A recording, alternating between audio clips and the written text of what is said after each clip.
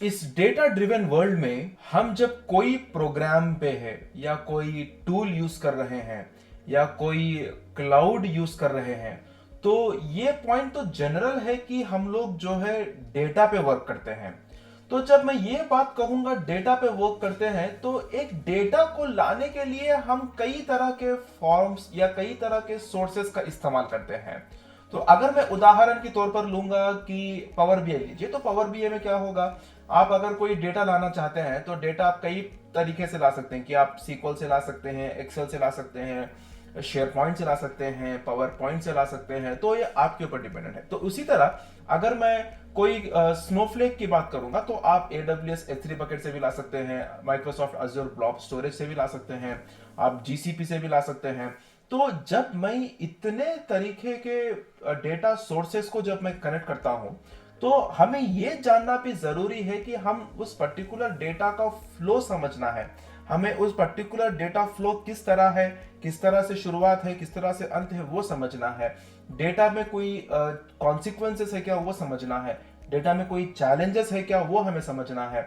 Data pipeline में कोई दिक्कत है क्या, हमें वो देखना है। जब आप इतने सारे डेटा सोर्सेस को एक प्लेटफॉर्म पे लाके कनेक्ट करते हैं, तो जरूरी है कि वहां पे कोई ना कोई चैलेंजेस तो आते ही हैं। तो उस चैलेंजेस के साथ साथ हमें उसके सॉल्यूशंस को भी निकालना है, क्योंकि हम वो जो कॉन्सिक्वेंसेस का डेटा हो गया या कोई डेटा में कोई दिक्कत होगी, तो वो डेटा का रिपोर्ट हम जनरेट करके हमारे एंड यूजर को नहीं दिखा सकते, राइट। तो स्नोफ्लेक में भी जो है, ऐसा कोई भी डेटा सोर्स को आप कनेक्ट करते हैं, तो एक डेटा इंजेक्शन पाइपलाइन को समझना बहुत जरूरी है, क्योंकि उसमें जो चैलेंजेस आते हैं या उस पर्टिकुलर डेटा पाइपलाइन में आपको कोई दिक्कत आती है, तो उस पर वर्कआउट करना बहुत जरूरी है। तो उस पर्टिकुलर डेटा पाइपलाइन में चैलेंजेस और उसके सॉल्यूशंस क्या है, तो चलिए सीखते हैं। Hi, I am Asif Hussain from know how academy. आज की इस वीडियो में हम सीखने वाले हैं challenges and solutions of data injection pipelines. हम ये भी सीखेंगे कि स्नोफ्लेक में टू इंपॉर्टेंट फीचर्स क्या है, और हम उसके साथ ये भी सीखेंगे कि स्ट्रीम क्या है, और उसको एक सिनेरियो के साथ हम इसको सीखेंगे। और उसी के साथ हम ये भी सीखने वाले हैं कि CDC के बेनिफिट्स क्या है, और उसके साथ साथ टास्क क्या है और उसके की कैपेबिलिटीज क्या है, वो भी हम सीखने वाले हैं।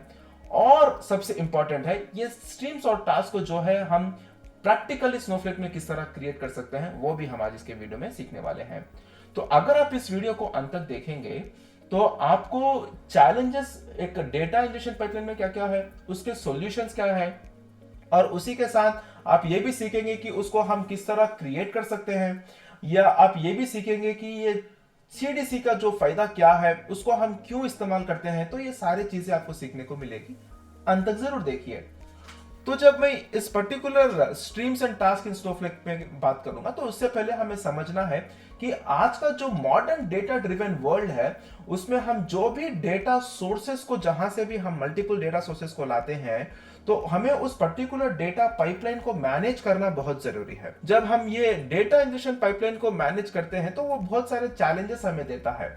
ये चैलेंजेस क्रिटिकल है, ताकि हम उस पर्टिकुलर डेटा एक्यूरेट कर सके, या उसके रिलायबल कर सके, या उसका परफॉर्मेंस को इंप्रूव कर सके।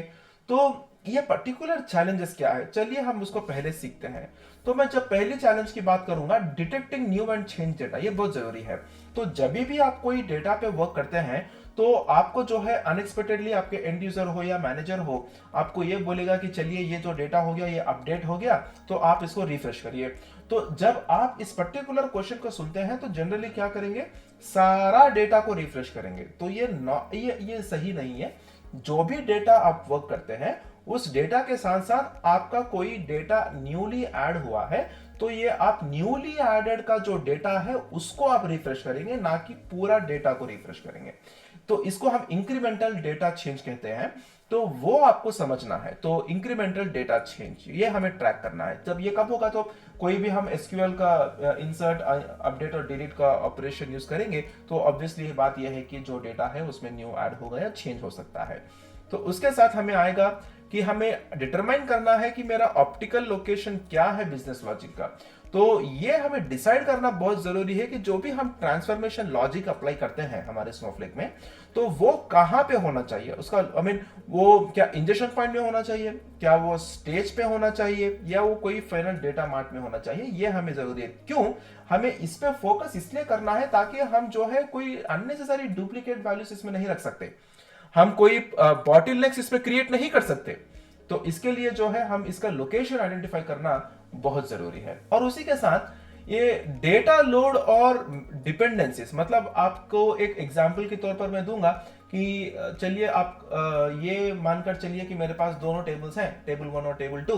तो टेबल 1 टेबल 2 के ऊपर डिपेंडेंट होगा, टेबल 2 टेबल 1 के ऊपर डिपेंडेंट होगा, मतलब दोनों के बीच में डिपेंडेंसीज है, दोनों के बीच में कोई कोऑर्डिनेशन पाइपलाइन क्रिएट होगा। तो आपको ये समझना भी बहुत जरूरी है, क्योंकि कोई भी आउटपुट ऑफ में जो भी टास्क हम करते हैं उसका आउटपुट जो भी आता है वो दूसरे पर्टिकुलर टास्क का इनपुट हो सकता है। तो ये आपको समझना बहुत जरूरी है। तो जब हम ये पाइपलाइंस को हम समझते हैं तो ऑटोमेटेड जो डेटा लोडिंग होगा उसमें हम डेटा लैग, इनकंसिस्टेंसीज, एरर्स उसको हम अवॉइड कर सकते हैं। तो ये बहुत इंपॉर्टेंट है। तो उसी के साथ हमें यह इंश्योर करना है कि वो जो भी क्लाउड नेटिव आर्किटेक्चर में जो है वो हम सबको रिलायबल हो, क्योंकि वहां पे कोई एनवायरमेंट के इश्यूज हो या कोई और ये जो भी फॉल्ट टॉलरेंस हो, स्केलेबिलिटी हो, ये सब जो है क्लाउड में पैरामाउंट है। ठीक है, तो जो भी पाइपलाइंस हम क्रिएट करते हैं ये कैपेबल होना चाहिए कि हमारे डायनामिक स्केलिंग को हैंडल कर सके, ये हमारे रीट्राइज को हैंडल कर सके, ये हमारे इंटरप्शंस को हैंडल कर सके। ये सारे जरूरी इसलिए है क्योंकि हमारा डेटा, हमें हमें ये इंश्योर करना है कि हमारा डेटा इंटीग्रिटी और कंसिस्टेंसी जो भी है वो सारे कंपोनेंट्स में डिस्ट्रीब्यूट हो। और उसके साथ साथ हम पहले आपको मैं ये बताऊंगा कि ये जो दो इंपॉर्टेंट फीचर्स है स्नोफ्लेक में वो क्या है, वो है स्ट्रीम्स और दूसरा हो गया टास्क। दोनों अलग है, आप ये समझिए, दोनों अलग है। तो ये क्या मैं कहूंगा, जब मैं ये कहूंगा कि स्नोफ्लेक जो है हमें टू इंपॉर्टेंट फीचर्स देगा, स्ट्रीम्स एंड टास्क, तो क्या है अब बताता हूं। तो स्ट्रीम्स की जब मैं बात करूंगा, ये एक्ट करता है सीडीसी की तरह। सीडीसी का फुल फॉर्म है चेंज डेटा कैप्चर। तो इस पे क्या होगा मैं आपको बताता हूं। तो जो भी डेटा जो है न्यूली चेंज हुआ है या न्यूली अपडेट हुआ है या न्यूली डिलीट हुआ है, उस पर्टिकुलर न्यूली चेंजेस का जो डेटा हो गया वो उसको ट्रैक करेगा। स्ट्रीम क्या करेगा, उसको ट्रैक करके कैप्चर करेगा। ठीक है, तो वो इन रियल टाइम। तो अभी ये टास्क क्या करेगा, ये जो भी सीक्वल बेस्ड ऑपरेशंस का जो भी चेंजेस हुआ है, जो भी ट्रांसफॉर्मेशंस हुआ है, जो भी मर्जेस हुए हैं, तो इसको वो स्केड्यूल करेगा, इसको वो स्केड्यूल करेगा और जो मैनेज करेगा कि उस पर डिपेंडेंसीज कोई है क्या। ठीक है, वो ये यहाँ पे टास्क वेरी इंपॉर्टेंट है। तो स्ट्रीम्स भी जरूरत है, टास्क भी जरूरत है। बिना टास्क के स्ट्रीम्स नहीं है, बिना स्ट्रीम्स के टास्क नहीं है, दोनों जरूरत है। ठीक है, तो जब ये दोनों कोई स्नोफ्लेक में रहेंगे तो वो हमारी बैकबोन की तरह होगा। जो भी डेटा पाइपलाइन हम क्रिएट करते हैं उसकी बैकबोन की तरह ये स्ट्रीम एंड टास्क होगा, ताकि हमें कोई डुप्लीकेट या कोई दूसरे इंटरप्शंस या एरर्स इसमें ना हो। तो आप पहले आप ये समझिए कि ये चेंज डेटा कैप्चर की जब मैं बात करता हूं तो स्ट्रीम में जो चेंज डेटा कैप्चर है, व्हाट इज स्ट्रीम, मतलब इसके सिनेरियो करके हम बात करेंगे। स्ट्रीम मैंने बताया है कि ये चेंज डेटा कैप्चर है, वो जो भी हमारे डीएमएल ऑपरेशन है, इंसर्ट, अपडेट और डिलीट, ठीक है, वो इसको जो है ट्रैक करेगा। तो इसके फायदे क्या है, जो भी न्यूली डेटा इंक्रीमेंटेड हुआ है तो वो उसको प्रोसेस करेगा। प्रोसेस करके क्या करेगा, वो न्यू रिकॉर्ड जो भी एडेड हुए हैं वो आइडेंटिफाई करेगा, जो भी अपडेटेड रोज है उसको कैप्चर करेगा, ओल्ड रोज, ओल्ड वैल्यू सिनेरो और नए वैल्यू सिनेरो उसको भी वो डिटेक्ट करेगा, और वो रिकॉग्नाइज करेगा कि मेरे डिलीटेड रोज कौन से हैं मेरे टारगेट सिस्टम से। तो ये बहुत जरूरी है। तो चलिए इसको हम एक छोटी सी सिनेरियो की तरह हम समझेंगे।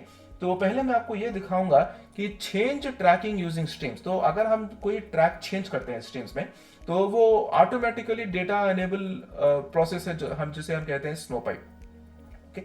ये स्नोपाइप क्या करेगा, जो भी चेंजेस हो गया हमारे टेबल के अंदर वो डाउन स्ट्रीम में जो है वो रिमेन होगा, तो अप टू डेट होगा। तो चलिए उदाहरण के तौर पर AWS S3 बकेट है। AWS S3 बकेट में मैंने जो भी डेटा लोड किया है, अपलोड किया है, वो ऑटोमेटिकली मेरे स्नोफ्लेक डेटाबेस में चाहिए। इसके लिए हम लोग क्या करेंगे, स्नोपाइप का इस्तेमाल करेंगे। तो अभी आप लोगों को देखिए कि आपको मैं एक छोटी सी सिनेरियो की तरह समझाता हूं कि चलिए आप जो है स्नोपाइप यूज कर रहे हैं, किस लिए, ताकि मेरा कंटिन्यूअसली डेटा जो है लोड हो सके, चाहे वो रॉ डेटा हो या सेमी प्रोसेस्ड डेटा हो। कौन से टेबल में, स्टेजिंग टेबल में। हमारे पास दो टेबल्स है, स्टेजिंग टेबल और टारगेट टेबल। ठीक है। तो ये जो स्टेजिंग टेबल हो गया, ये जो है रेगुलरली अपडेट होगा हमारे न्यू डेटा फाइल्स के साथ। जैसे ही मेरा न्यू डेटा फाइल आएगा वो उसके साथ अपडेट होगा। आपको मैं एक छोटी सी डायग्राम से मैं समझाऊंगा। आप देखिए, ये जो भी डेटा फाइल्स है, ये जो स्टेजेस हमें हमें आते हैं बीच में, ठीक है। तो वो स्टेजिंग हमें बहुत जरूरी है, ठीक है। तो अभी मैं आपको यहाँ पे दिखाऊंगा कि ये जो डेटा फाइल अराइव होगा, जो भी उसमें एडेड होगा या मॉडिफाइड होगा, डिलीट रोड होगा, डिलीटेड रिकॉर्ड्स होंगे, उसको वो कंसिडर करेगा। और आपका गोल ये है कि आपको सपोज आपका गोल ये है कि आपको एक टारगेट टेबल मेंटेन करना है। तो ये सारे चेंजेस जो हो गए आपके डेटा फाइल अराइव होते ही, वो जो है सारे रिफ्लेक्ट होंगे रियल टाइम में आपके टेबल पे। तो ये जो है, चाहे आप फुल रिफ्रेश करने से बगैर अच्छा है कि आप जो है इंक्रीमेंटेड डेटा को ही उसको रिफ्रेश करें। सो इंक्रीमेंटल चेंजेस कब होंगे? जब हमारे पास सीडीसी मतलब इंसर्ट अपडेट और डिलीट का जो है ऑपरेशन इसमें एग्जीक्यूट होगा। तो यहां पे जो है आपको स्ट्रीम्स की जरूरत पड़ेगी। तो स्ट्रीम्स की जरूरत कब पड़ेगी स्नोफ्लेक में, तो उसको समझाने के लिए आपको मैंने ये सारा एग्जाम्पल दिया है। तो अभी हम लोग सीखेंगे कि ये सीडीसी के फायदे क्या है। तो पहला हो गया रियल टाइम डेटा सिंक्रोनाइजेशन। तो ये बहुत जरूरी है कि जो भी हमारा रियल टाइम डेटा है, वो जो भी चेंजेस होके वो सोर्स सिस्टम में हुए हैं, तो वो टारगेट सिस्टम में भी उसको इंप्लीमेंट कर सके, ठीक है। और उसके साथ जो मोस्ट करंट डेटा है, और उसके साथ परफॉर्मेंस की भी इंप्रूव करेगा, इसका एफिशिएंसी भी इंप्रूव करेगा, आपका सिस्टम प्रोसेसिंग टाइम भी अच्छा होगा, आपका डेटा का मूवमेंट वॉल्यूम भी अच्छा होगा। और उसके साथ आपका रियल टाइम डेटा एनालिटिक्स को वो कंसिडर करेगा कि अप टू मिनट एनालिसिस हो, कोई फ्रॉड हो तो उसको डिटेक्ट करे, या कोई ऑपरेशनल इंटेलिजेंस को पहचाने। और ये जो मेट्रिक्स है, की परफॉर्मेंस इंडिकेटर, तो उसको वो रियल टाइम मॉनिटर करेगा। और उसी के साथ साथ सपोर्ट मॉडर्न डेटा आर्किटेक्चर। तो डेटा आर्किटेक्चर में आप जब भी देखिए कि हमें आएगा data lake, data one lake, ठीक है, event data driven architectures, ETL processes, micro batch pipelines. तो ये सारे मॉडर्न डेटा आर्किटेक्चर जो भी है, सीडीसी जो है उसके लिए उपयोग होगा, क्योंकि सीडीसी जो है वो कैप्चर करेगा हमारे इंक्रीमेंटल चेंजेस को जो हम यूज करते हैं इसके साथ, मतलब ये एसक्यूएल ऑपरेशंस, इंसर्ट अपडेट और डिलीट के साथ। सो ये जो भी ये सीडीसी है, ये स्मूथ इंटीग्रेशन के लिए मदद करेगा हमारे क्लाउड नेटिव टूल्स के साथ। चलिए आप लीजिए स्नोफ्लेक लीजिए, काफका लीजिए, स्पार्क लीजिए, पाईस्पार्क, ऐसे बहुत सारी चीजें हैं जहां इसको इंप्लीमेंट किया जा सकता है। तो उसी के साथ हम अब पहले ये सीखेंगे कि टास्क क्या है। हमने स्ट्रीम्स देख लिया, सीडीसी के फायदे देख लिए, अभी हम टास्क को सीखेंगे। तो टास्क क्या है? जो भी स्नोफ्लेक में तो डेटा हो गया, शेड्यूल हो गया, ऑटोमेटेड यूनिट ऑफ वर्क हो गया, जो हमारे एसक्यूएल स्टेटमेंट को रन करने के लिए मदद हो सके, चाहे वो डिफाइंड शेड्यूल हो या रेस्पॉन्स सिस्टम हो, ठीक है। तो ये टास्क क्या करेगा? ये जो हेल्प मदद करेगा हमारे ऑटोमेटेड बिल्डिंग के लिए, स्केलेबल के लिए, इवन डेटा ड्रिवन पाइपलाइन के लिए। तो इसके कैपेबिलिटीज अगर आप देखेंगे तो ये ऑटोमेट एसक्यूएल ऑपरेशंस करेगा, ताकि हमारा इंसर्ट और अपडेटेड डेटा अच्छे से हो, परफॉर्मिंग इंक्रीमेंटल मर्जेस हो, या कोई मेटेरियलाइज्ड व्यूज इसमें रिफ्रेश किया करना हो, या स्केड्यूल एग्जीक्यूशन करना हो, ताकि हमारा कोई टाइम बेस्ड स्केड्यूल हो, मतलब हमारा कोई हर 15 मिनट को इसको रन करना चाहिए या हर 5 मिनट को इसको रन करना चाहिए। वो हम सीखेंगे कि हम उसको कैसा स्केड्यूल करना है, प्रैक्टिकली सीखेंगे। तो time triggered workflows, interval based data processing सीखेंगे। तो इसमें जो डिपेंडेंसीज मैनेजमेंट है, जो टास्क ट्रीज, तो टास्क मैप या ट्री मैप आपने देखा होगा।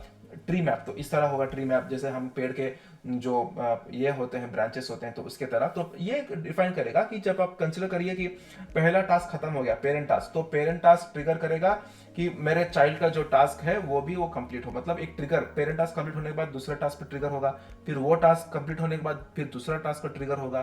तो एक ट्री ग्राफ की तरह इसको जो है उपयोग किया जा सकता है। और ये जो मल्टी स्टेप ऑर्केस्ट्रेशन जो है, ये वर्कफ्लो ऑटोमेशन के लिए भी जो है मदद करेगा। अगर मैं इसकी स्ट्रीम्स के साथ अगर इसको किस तरह इंटीग्रेट करते हैं अगर वो जानना है, तो ये जो भी स्ट्रीम ट्रैक चेंजेस है वो इन टेबल में वो इसको प्रोसेस करेगा। जो भी आप fully automated and real time data pipeline का इस्तेमाल करते हैं वो भी इसको क्रिएट कर सकता है। तो इसके साथ साथ ये जो सर्वरलेस एग्जीक्यूशन मॉडल जो है, जो टास्क रन करेगा आपके फुल्ली मैनेज्ड और सर्वरलेस कंप्यूट एनवायरनमेंट के साथ, कोई इंफ्रास्ट्रक्चर कोई जरूरत नहीं है तो मैनेज करने के लिए, रिसोर्सेज स्केल ऑटोमेटिकली हो गए। और इसमें फायदा ये भी है कि आप जो यूज करते हैं बस उसी को पे करेंगे। समझ गए? तो जिसको आप यूज करते हैं बस उसी को आप जो है पे करेंगे जब भी आप इसको एग्जीक्यूट करते आ रहे हैं। तो चलिए इसको हम क्या करेंगे, प्रैक्टिकली इसको हम सीखेंगे स्नोफ्लेक में। तो जैसे मैंने बताया है कि हमारे पास जो है दोनों टेबल्स है, एक टारगेट टेबल है और दूसरा एक स्टेजिंग टेबल है। ठीक है, स्टेजिंग टेबल में जो भी हमने कोई इंसर्ट किया है या उसमें कोई अपडेट किया है या उसमें कोई डिलीट किया है वो हमारे टारगेट टेबल में रिफ्लेक्ट होना चाहिए। ठीक है, उसमें हम कोई टास्क क्रिएट करना है, स्ट्रीम को क्रिएट करना है, तो वो सारे हम किस तरह क्रिएट कर सकते हैं वो अभी हम सीखेंगे। तो पहले हो गया आपका टारगेट टेबल। मैं एक टेबल को क्रिएट कर रहा हूं, इसका नाम है टारगेट टेबल। इसमें मैं 3 कॉलम्स लिया हूं, आईडी, नेम और अपडेटेड टाइम स्टैम्प। तो पहले मैं एक टारगेट टेबल को क्रिएट करूंगा। टारगेट टेबल को जो है क्रिएट करने के बाद उसी तरह मैं एक स्टेजिंग टेबल को भी क्रिएट करूंगा, बस उसी 3 पर्टिकुलर कॉलम्स के साथ, और मैं एक स्टेजिंग टेबल क्रिएट करूंगा उसी 3 कॉलम्स के साथ। तो अभी मैं क्या करूंगा, ये जो स्टेजिंग टेबल है उसको भी मैं क्रिएट करूंगा। ठीक है, स्टेजिंग टेबल भी क्रिएट हो गया। अभी हम क्या करेंगे, ये जो स्टेजिंग टेबल हमने क्रिएट किया उसमें जो है हम जाके 3 पर्टिकुलर वैल्यू, हमें 3 रिकॉर्ड्स को हम इसमें इंसर्ट करेंगे। तो इंसर्ट कमांड यूज कर रहा हूं, इनटू मेरा टेबल का नाम, वैल्यूज, जो भी वैल्यूज आप इंसर्ट करना चाहते हैं। उदाहरण के तौर पर मैंने यहाँ पे 3 लिया है, आप इसे ज्यादा भी ले सकते हैं, कोई दिक्कत नहीं है। तो मैं यहाँ पे जो है 3 वैल्यूज को इंसर्ट कर रहा हूं। आप देख सकते हैं कि 3 रोज इंसर्टेड। Very good. तो अभी हम क्या करेंगे, ये जो हमने वैल्यूज को इंसर्ट किया है हमारे स्टेजिंग टेबल में, उस पे हम एक स्ट्रीम क्रिएट करेंगे ताकि हमारे चेंजेस को जो है ट्रैक कर सके स्टेजिंग टेबल पे। तो उसके लिए मैं क्या करूंगा, क्रिएट स्ट्रीम, मैं एक स्ट्रीम क्रिएट कर रहा हूं। कौन से टेबल पे, मेरे जो स्टेजिंग टेबल मैंने क्रिएट किया है उस पे। तो अगर मैं इसको एग्जीक्यूट करूंगा तो आप देख सकते हैं ये एक स्ट्रीम जो है वो सक्सेसफुली क्रिएट हो चुका है। तो जब हमने एक स्ट्रीम को बना लिया, जब हमने एक टेबल को बना लिया, स्टेजिंग टेबल के अंदर जब हमने एक वैल्यूज को इंसर्ट कर लिया, तो अभी हम क्या करना है, हम जाके एक टास्क को क्रिएट करना है ताकि वो जाके जो चेंजेस हम हैं उसको हम मर्ज कर सके टारगेट टेबल के साथ। ये बहुत जरूरी है। तो उसके लिए मैं क्या करूंगा, क्रिएट और रिप्लेस टास्क, और इसको मैं कहां पे, एक पावर फर्स्ट डेटाबेस में मैं कुछ नाम से जो है यहाँ पे क्रिएट कर रहा हूं।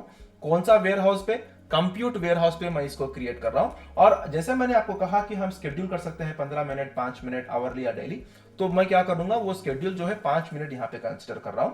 तो इसको हम मर्ज करेंगे हमारे टारगेट टेबल के साथ।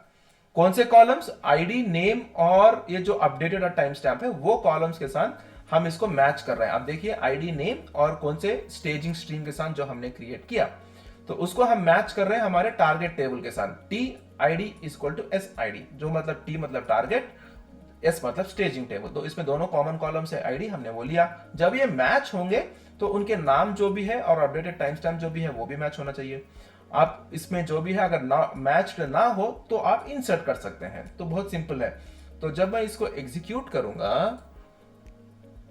तो आप देख सकते हैं merge to task, target task successfully complete हो चुका है। तो चलिए, जब हमने टास्क को क्रिएट ही किया तो पहले उसको स्टार्ट करेंगे, मतलब उसको रिज्यूम करेंगे। उसके लिए मैं अल्टर टास्क और रिज्यूम का कीवर्ड्स इस्तेमाल कर रहा हूं। तो जब इसको मैं एग्जीक्यूट करूंगा तो ये जो टास्क है वो जो है स्टार्ट हुआ है, मतलब रनिंग में है, रिज्यूम में है।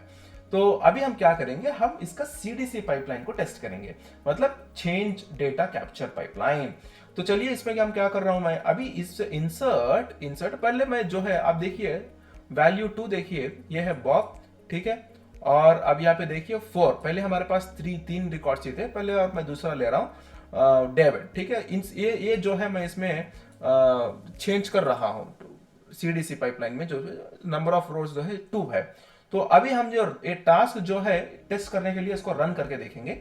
एग्जीक्यूट टास्क, जो हमने टास्क का नाम लिया है मर्ज टू टारगेट टास्क, इसको जब मैं एग्जीक्यूट करूंगा तो आप देख सकते हैं target task is scheduled to run immediately. ये जो इमीडिएटली रन द टास्क, ये रन हो चुका, हमें ये इमीडिएटली इसको जो है हमने रन किया टेस्टिंग के लिए। तो अभी हम क्या करेंगे, हम जो है टास्क का स्टेटस देखेंगे। तो हम टास्क को अगर देखना है, जैसा हमने पाइप को देखना है तो शो पाइप इस तरह इस्तेमाल करेंगे, उसी तरह अगर हमें टास्क को देखना है जब हम शो टास्क का भी इस्तेमाल करेंगे। शो टास्क देखिए, जो टास्क का नाम क्या हो गया, डेटाबेस का नाम कौन सा हो गया, नेम क्या हो गया, इसका वेयरहाउस कौन सा हो गया, इसको कब शेड्यूल किया गया, ठीक है, डेफिनेशन क्या है, तो सारी चीजें यहाँ पे है। अगर हम टारगेट टेबल देखना चाहते हैं तो मैं क्या करूंगा, सेलेक्ट स्टार फ्रॉम, हमारा जो टारगेट टेबल हमने क्रिएट किया, ये अगर हम यहाँ पे देखेंगे, कंट्रोल सी, मैं इसको यहाँ पे पेस्ट कर रहा हूं और जब मैं इसको एग्जीक्यूट करूंगा तो आप देख सकते हैं डेविड और बॉबी। ठीक है, डेविड और बॉबी। देखिए, इंक्रीमेंट चेंज डेटा कैप्चर, मैंने जो भी डेटा चेंज किया है, जो भी डेटा अपडेट किया है, तो देखिए पहले क्या था, सेकेंड रिकॉर्ड का नाम बॉब था, मैंने उसको बॉबी बदलाया। यहां पे हमारे पास सिर्फ 3 रिकॉर्ड्स थे, मैंने फोर्थ रिकॉर्ड डेविड को भी अपडेट किया। मतलब आप यहां पे दे सकते हैं कि चार्ली और एलिस, ये जो दो है वो यहां पे दिखाई नहीं दिए हैं, बस हमें जो भी डेटा न्यूली रिफ्रेश्ड हुआ, इंक्रीमेंट हुआ है, वो डेटा जो है कैप्चर करके हमें यहाँ पे टारगेट टेबल में दिया है जब हमने किया है स्टेजिंग स्ट्रीम। ठीक है, स्ट्रीम का इस्तेमाल जब किया है। तो इस तरह जो है आप आपके पर्टिकुलर स्नोफ्लेक में जब आप स्ट्रीम्स और टास्क दोनों का भी इंप्लीमेंट करेंगे तो ये आपके डेटा पाइपलाइन स्मूथली फंक्शन हो, उसके लिए ये आपको बहुत मदद होगी। तो आज की इस वीडियो में हमने सीखा है challenges and solutions of data injection pipeline. हमने ये भी सीखा है कि 2 इंपॉर्टेंट फीचर्स स्नोफ्लेक में क्या है, और उसी के साथ हमने ये सीखा कि स्ट्रीम्स क्या है और उसको हम एक सिनेरियो के साथ भी हम उसको समझे हैं, और उसी के साथ हमने ये भी सीखा कि सीडीसी के फायदे बेनिफिट्स क्या है और टास्क क्या है और उसके की कैपेबिलिटीज क्या है। इसके साथ हमने ये भी सीखा कि इस पर्टिकुलर स्ट्रीम्स एंड टास्क को प्रैक्टिकली किस तरह क्रिएट कर सकते हैं। Thank you for choosing knowhow academy as your source for IT knowledge. अगर आपको इस वीडियो से कुछ भी प्रश्न हो तो आप इस वीडियो के कमेंट सेक्शन में आप अपना प्रश्न पूछ सकते हैं ताकि हम उसका जवाब दे सकें। धन्यवाद।